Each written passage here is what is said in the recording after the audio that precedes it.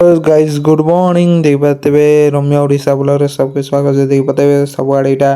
जंगल अच्छे आम mountain ride करूँ मोर काकार संगे बाइक रे देख पाते गेना घाटी रास्ता अच्छे गाइस पूरा जंगल अच्छे चलो कोरापुट व्यू देखबो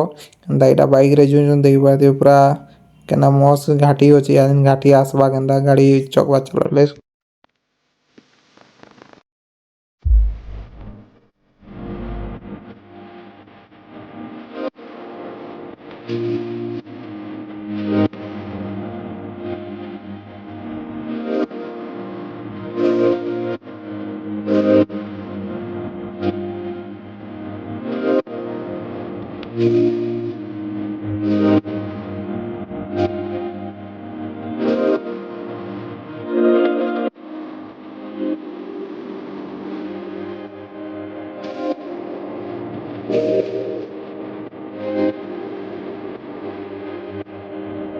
देखिए गाइस केंदा खतरनाक रास्ता हो रोड इटा